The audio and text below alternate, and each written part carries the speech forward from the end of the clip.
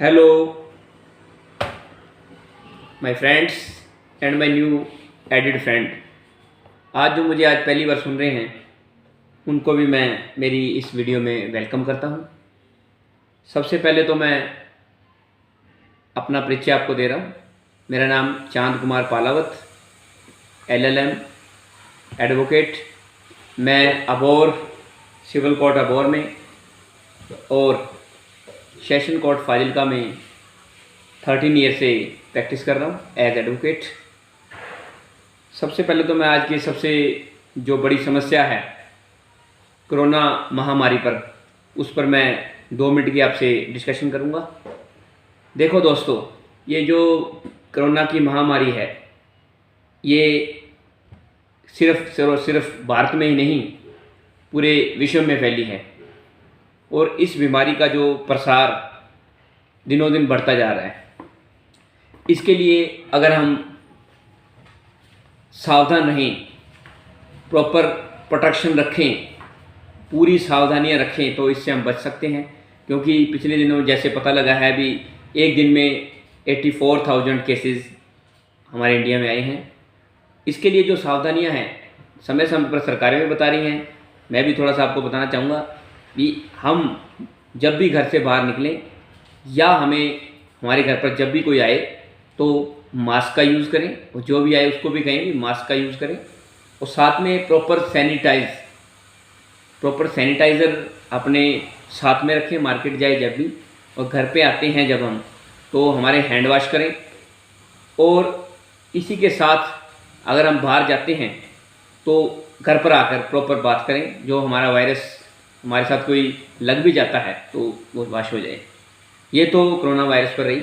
अब मैं जो आज का इस वीडियो बनाने का जो मेरा लक्ष्य था कि मैं इस लीगल प्रोफेशन से जुड़ा हूँ, इसी प्रोफेशन में कार्य करने के साथ साथ मेरे मन में ये विचार आया भी जो कानून की पेचीदगियाँ हैं, जो कानून के अंदर सभी प्रावधान दिए गए हैं पर आम लोगों को ज्ञान की कमी के कारण उनको इन प्रावधानों की जानकारी नहीं मिल पाती है। और जो आज की सबसे बड़ी गंभीर समस्या शादी और शादी के बाद आपसी विवाद और उस तलाक तक पहुंच जाना।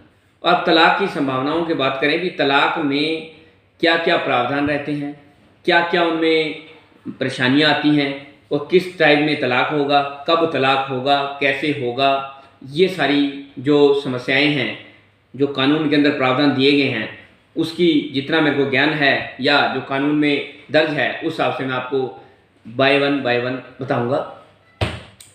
दोस्तों, जो हमारा जो भारतीय संविधान है या उसके अंदर हिंदू मैरिज एक्ट, जो हमारा हिंदू मैरिज एक्ट है, उसके अंदर सेक्शन 13 के अंदर तलाक के संबंध में प्रावधान दिए गए हैं। जो प्रावधान हैं वो मैं आपको बताता हूँ। सेक्शन 13A और 13B। आज हम 13B पर जो म्यूचुअल कंसेंटेड डाइवोर्स है उस पर मैं आपको जो प्रावधान है उनकी जानकारियाँ दूंगा। देखो, शादी के बाद पति पत्नी में कोई अनबन हो जाती है कि आपस में उनका मनमुटाव हो गया, साथ साथ रहना उनके लिए मुश्किल हो गया, तो उस समस्या के अंदर हम पति और पत्नी दोनों की सहमति से तलाक की एप्लीकेशन सेक्शन 13B के अंदर कोर्ट में दायर कर सकते हैं। इसके लिए जो फॉर्मेलिटी रिक्वायरमेंट्स रहेंगी वो मैं आपको बता देता हूँ। सबसे पहले तो इसके अंदर जो हमारी रिक्वायरमेंट रहती है अभी, शादी को 1 साल कम से कम होना चाहिए।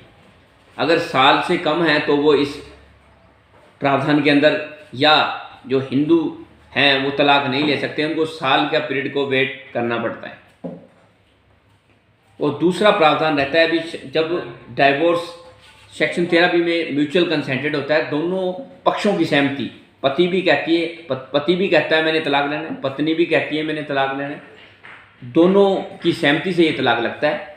पर उसके लिए पत्नी अपने पति से अपने जीवन जीने के लिए परमानेंट एलिमनी या जीवन जीने के लिए धन की मांग कर सकती है, और वो उसकी मांग को उसका पति उसको पूर्ण करता है, उसको उसकी पूर्ति करनी पड़ती है। दूसरा, अगर कोई बच्चा है तो बच्चा भी अपने पिता से कोई भी जो धन उसको जीने के लिए, उसके पालन पोषण के लिए, वो भी उसके पिता को देना पड़ता है। ये सारी फॉर्मेलिटी होने के बाद ही तलाक की पिटीशन दायर होती है सेक्शन 13B के अंदर। सेक्शन 13B में जो पिटीशन दायर होती है उसके अंदर पति और पत्नी की तरफ से अलग अलग एडवोकेट होते हैं, दोनों आइडेंटिफाई करते हैं। उसके अंदर जब हम तलाक की जो पिटीशन 13B में दायर कर देते हैं म्यूचुअल कंसेंटेड, उसमें बोथ पार्टी की फर्स्ट स्टेटमेंट होती है। उस फर्स्ट स्टेटमेंट के अंदर लिखा जाता है भी हमारी ऐसे ऐसे हिंदू धर्म के रीति रिवाज से शादी हुई, शादी के बाद हम बतौर पति पत्नी रहे, हमारे बच्चे हुए, पर हमारी अब आपसी मनमुटाव हो गया है, हमारा अब आगे जीवन इकट्ठे चलाना मुश्किल हो गया है। इसके बारे में हमारी पंचायतें भी हुई, पर हमारा अब जीना साथ साथ मुश्किल है। और पत्नी कहती है भी मैंने जो परमानेंट एलिमनी के रूप में ये प्राप्त कर लिया है, बच्चा है तो बच्चे का भी प्राप्त कर लिया है, अब हम साथ साथ नहीं रह सकते, हमें तलाक की जो डिग्री है दी जाए। इसी तरह हस्बैंड की स्टेटमेंट, इसी तरह वाइफ की स्टेटमेंट, बोथ स्टेटमेंट को आइडेंटिफाई करता है एडवोकेट्स करते हैं। वो इसके बाद 6 मंथ का टाइम, 6 मंथ का पीरियड होता है। उस पीरियड के दौरान जो लीगल प्रोविजंस हैं भी अगर पति पत्नी में आपसी कोई फिर मतभेद को दूर करके फिर साथ साथ रहने का मन बनता है तो वो आके कोर्ट में बता सकते हैं भी हमारा तलाक नहीं चाहिए, हमें साथ साथ रहना है। पर at the time of second statement after 6 month जैसा फिर पूछते हैं, कोर्ट में पूछा जाता है भी बताइए, फिर वही स्टेटमेंट आती है भी शादी हम साथ साथ नहीं रहना चाहते, इस 6 महीने के दौरान हमारे बीच में कोई आपसी तालमेल नहीं बना, हम एक छत के नीचे नहीं रह सकते, हमें तलाक की डिग्री दी जाए। तो उनको तलाक की डिग्री कोर्ट मैजिस्ट्रेट उनको जो है तलाक की डिग्री दे दी जाती है। और उसके बाद पति और पत्नी नेक्स्ट मैरिज के लिए कैपेबल हो जाते हैं, हमें शादियाँ अपनी मर्जी से करा सकते हैं। जो अब पहले 6 मंथ का टाइम था फर्स्ट स्टेटमेंट के बाद, उसको भी हम कंडोन करवा सकते हैं। अगर कोई ऐसी रीज़न है, स्पेसिफिक रीज़न है, तो 6 मंथ के पीरियड के दौरान फर्स्ट स्टेटमेंट के बाद भी हम एप्लीकेशन लगा के उस समय को कम करवा सकते हैं। ये न्यू जजमेंट आई है, उसके मुताबिक हम एज पर एडवोकेट एडवाइस हम वो एप्लीकेशन दे सकते हैं और सेकंड स्टेटमेंट हो जाती है और हमारा तलाक जो 6 महीने में होना था वो पहले भी हो सकता है।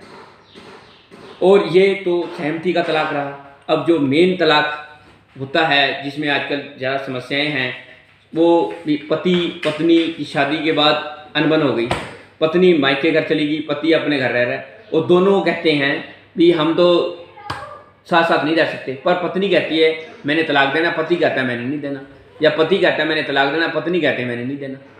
तो इस तरह के जो समस्याएं हो जाती है उसमें अब दोनों की ज़िंदगी बर्बाद हो रही है, दोनों सोच रहे भी अब आगे क्या करें।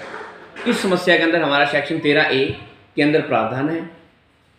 उन प्रावधानों को मैं आपसे मेरी अगली वीडियो में चर्चा करूंगा, डिस्कशन करूंगा। और जो मेरा आज का ये वीडियो है ये लीगल अवेयरनेस पर है, तो जो आगे मेरी वीडियो आएंगी जो भी आएंगी वो लीगल अवेयरनेस पर होंगी। जो मेरा लीगल चैनल है ये, इसका नाम रहेगा CK पालावत लीगल अवेयरनेस के नाम से मैं यूट्यूब पर रहूँगा। और इसको मेरे चैनल को ज़्यादा से ज़्यादा शेयर करें, ज़्यादा से ज़्यादा लाइक करें और जो सब्सक्राइब करें इसको जो भी है बेल आइकन पर।